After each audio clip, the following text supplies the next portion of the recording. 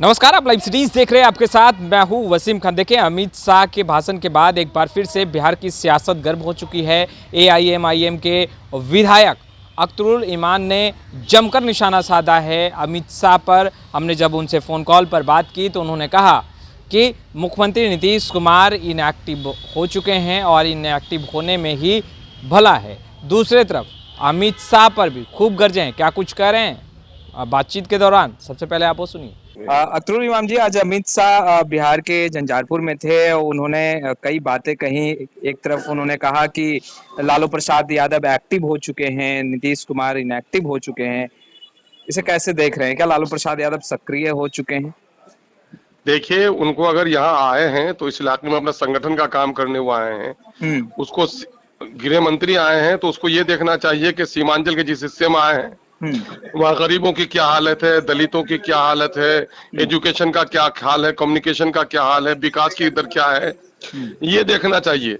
चाहे नीतीश कुमार जी हो या मोदी जी हो या अमित शाह हो, ये लोग कुर्सी से प्यार करते हैं। इनको हर वक्त सत्ता का ही लोभ सूझता है, जन समस्याएं नहीं सूझती। इसलिए इन बातों पर टिप्पणी करने की कोई जरूरत नहीं है। इन लोगों को कोई मतलब नहीं है कि बिहार की जनता का क्या हुआ। इनको हर जगह आता है कि मेरा वोट का क्या हुआ, मेरी सत्ता का क्या होगा, यही उनको घुला रहा है। तो जो अमित शाह कह रहे थे अपने भाषण में कि सीएम नीतीश कुमार पीएम बनना चाहते हैं और यही सपना उनको डुबाएगा, क्या सच में सीएम नीतीश कुमार पीएम बनने का सपना देख रहे हैं? जाहिर है, मैं कह रहा हूँ ये सपना देश का हर नागरिक देख सकता है। सपना देखना पाप है बीजेपी के अलावे लोगों का। लेकिन नीतीश कुमार जी ये सपना देख रहे हैं तो ये सपना साकार होगा नहीं होगा ये नीतीश कुमार जी बताएंगे, उनके दल के लोग बताएंगे। लेकिन कोई डिक्टेटरशिप नहीं है, कोई राजतंत्र नहीं है कि दूसरों को सपना देखने का अधिकार नहीं है। किसी के सपनों पर पाबंदी नहीं लगा सकती सरकार। दरभंगा एम्स को लेकर के उन्होंने कहा कि देश के प्रधानमंत्री नरेंद्र मोदी चाह रहे थे कि दरभंगा में एम्स बने। इसके लिए वो पूरी तरीके से तमाम चीजों को लेकर के वो तैयार थे, मगर राज्य सरकार ने जो जमीन दिया है वो बहुत ही नीचे है।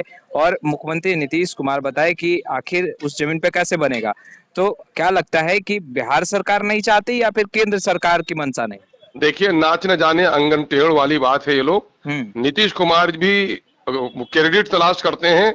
उनको विकास के बारे में वो भी प्रयत्नशील नहीं है और केंद्र की सरकार भी का मामला वही है।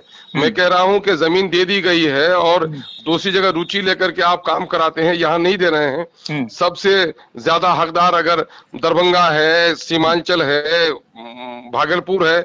मैं बता रहा हूं, हाउस में हम लोगों ने एक मामला ये लाया कि साहब सीमांचल के किशनगंज या पूर्णिया में एम्स के एक शाख को स्थापित किया जाए, जिसका प्रस्ताव नीतीश कुमार ने भेजने नहीं दिया। तो हम क्या कहेंगे कि मैंने कहा भी केंद्र सरकार को प्रस्ताव तो भेजिए। हमारे यहाँ 227 एकड़ जमीन अवेलेबल है कोचाधामन में, लेकिन ये लोग प्रस्ताव भेजने के लिए तैयार नहीं हुए हैं। तो इसका मतलब है संदेह की सुई तो जाती है कि लोग क्रेडिट के चक्कर में जनता का सत्यानाश करते हैं। मुमकिन है कि वहां भी नहीं बन रहा हो, तो दोनों का दोष इसमें बराबर का हो सकता है।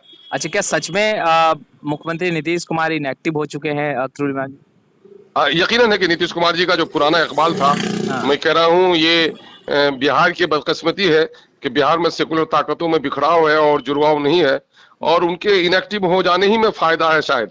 क्योंकि भाजपा को और आरएसएस को घर घर तक अगर किसी ने पहुंचाने का काम किया है तो वो नीतीश जी ने किया है।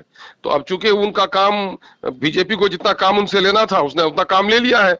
अब अमित शाह ने खुद बिहार की बस्तियों को देख लिया है, तो मुमकिन है कि वो समझ रहे हैं कि इनकी हमको क्या जरूरत है।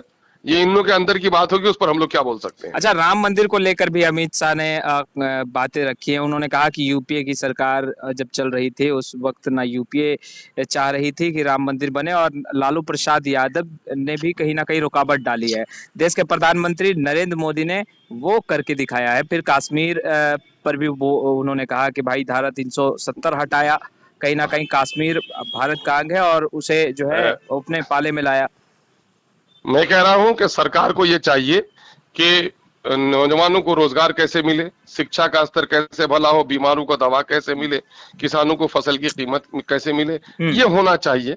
लेकिन बीजेपी तो चूंकि नफरत की सौदागर है, नफरत के आग में ही इनकी रोटी पकती है, इसलिए इन्हीं मुद्दों की तलाश होती है। जहां तक बाबरी मस्जिद का मामला है, ये क्रेडिट तो दोनों को जाता है।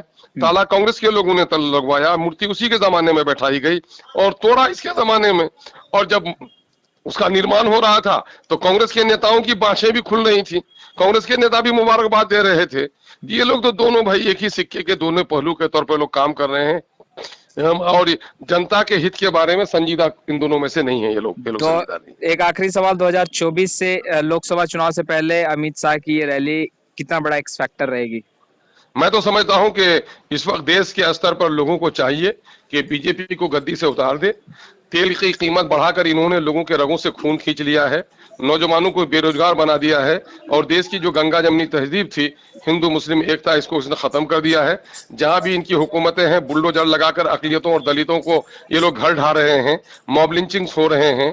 पूरे देश में जो वातावरण बनाया है वो कहीं से शांति का नहीं है, और विकास का पंछी शांति के बाग में बैठता है, और शांति जहां ना हो वहां विकास संभव नहीं है।